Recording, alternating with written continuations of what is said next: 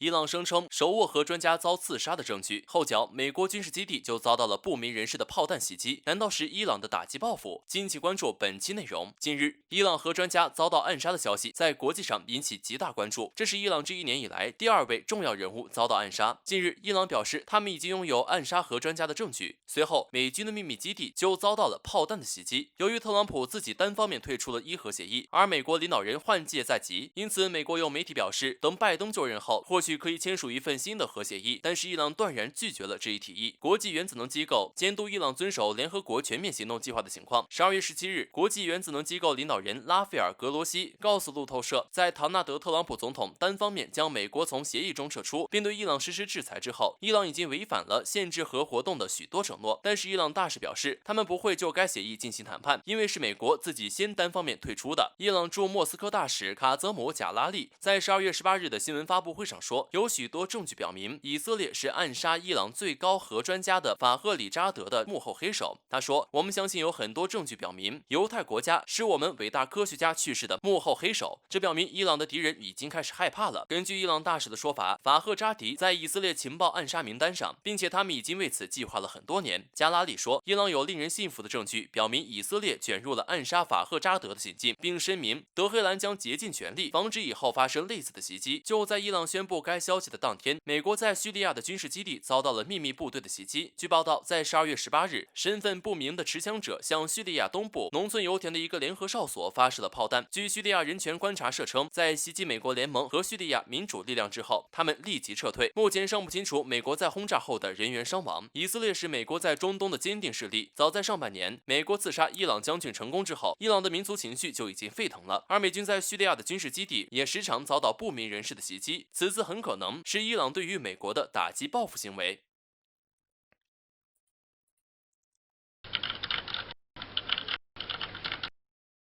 据美国媒体报道，俄罗斯图 160M 战略轰炸机的全新发动机被著名美国航空杂志《航空周刊》和太空技术评为年度飞机发动机。2020年11月3日，首架现代化改进后的图 160M 使用全新的 NK3202 发动机进行了首次飞行。它是库兹涅佐夫 NK32 发动机的现代化版本。引擎设计师库兹涅佐夫重新设计了压缩机和涡轮叶片，并改善了冷却效果，从而显著提高了燃油效率。结果，具有相同燃油储备的飞机可以多飞行至少1000公里，这样的数据实在令人难以置信。用于图160远程超音速飞机的 NK32 喷气发动机，在尼古拉·德米特里耶维奇·库兹涅佐夫的领导下，于1977年在库比雪夫发动机工厂开始研发。后来，它还用于图144超音速客机上，直到1993年，由于停止生产，居比雪夫工厂生产了250台发动机，安装于35架图160和16架图144上，其余的发动机用于修理飞机。到今天为止，这种供应仍然足够，因为被航空迷称之为白天鹅的图160只剩下16架，而没有图144幸存下来。NK3202 保留了先前发动机的功率特性，它产生的推力为18吨，在燃烧后阶段达到25吨的推力。没有用于军事航空的发动机具有这样的额定值。NK3202 采用了复杂的工程结构，尺寸令人印象深刻，它的长度达到745厘米，直径197厘米。在制造 NK3202 时，使用了最新的技术成果，电子马达管理系统和等离子点火系统已被完全采用，燃油消耗减少了约10%。该发动机于去年夏天投入量产。同时，根据第一份合同，4个发动机被转移到喀山飞机制造厂，这些是安装在第一架 TU160M 上的发动机。该飞机于2020年11月3日进行了历史性飞行。2018年还签署了另一份合同。根据该合同，库兹涅佐夫公司必须在未来几年内交付22台发动机，也就是说，除了完成5架飞机之外，还有2架发动机库存。这显然是不够的，因为国防部已经制定了有关更新俄罗斯空军远程飞机机队的重大计划，图160的生产线将会彻底恢复，更多的轰炸机会进入俄军作战序列。新引擎需要在其余15架图160上安装，这将包括在图160M 改装中。此外，还将在喀山部署50架深度现代化的图160M2导弹飞机，这样总共需要260台发动机，这比苏联时期制造的要多得多。因为现代化改进后的工厂生产效率很高。除了图160外，俄军全新的隐身轰炸机也开始制造机身了。同同样，该发动机可以运用于新轰炸机上。除此之外，俄罗斯媒体猜测，俄方可能也会向中国推销该发动机，以摊平成本。因为轰20能用，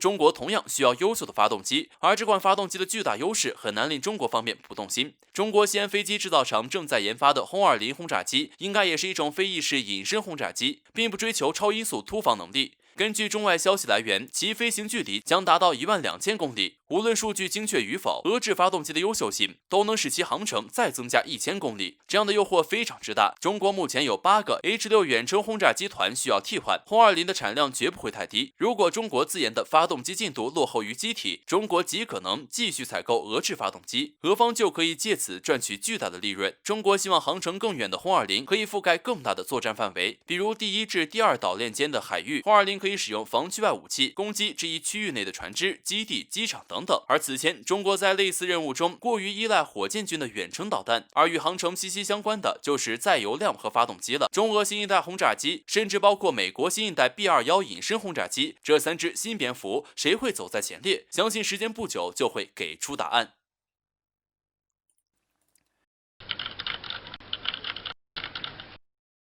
最近一段时间，印度与巴基斯坦两方打的是不可开交，不是印度重炮突然开火袭击，就是巴铁无人机清晨报复，也不知道是不是打得上头了。此前因为随意对巴铁村庄开火而吸引来的联合国调查团，竟然也被印军列入了攻击目标。根据巴基斯坦官方在12月18日的对外公开，在当天，印巴实控线附近巴基斯坦一侧的奇里科特地区传来了密集枪声。很快，有联合国调查团车队向外传出求救信号。收到信号后，巴基斯坦当地军事武装果断展开救援，并将联合国的工作人员撤离交火地区。据了解，联合国车队是在前往一个名叫波拉斯的村庄时，遭遇了印军的攻击。联合国调查团的主要目的就是想前往当地了解此前印度撕毁停火协议，随意向平民居住地开炮的行为，并和当地受害者交流。结果在路上就遭到了袭击，因为车上有明显的联合国 UN 的标识，因此可以判定对方开火并非误认，而是有意为之。从事后曝光出来的图片中可以看到，车上有明显的弹孔痕迹，部分弹孔痕迹还是在车窗位置，这无疑彰显了当时车队遭遇到的危险程度。有观察人士猜测，印度军队此举很可能是基于害怕自己罪行被曝光，而派遣了小规模部队潜入到实控巴基斯坦一侧，在定位到联合国调查团车队后果断开火，就是为阻止外界掌握真相，让印度在国际舆论中陷入被动。实际上，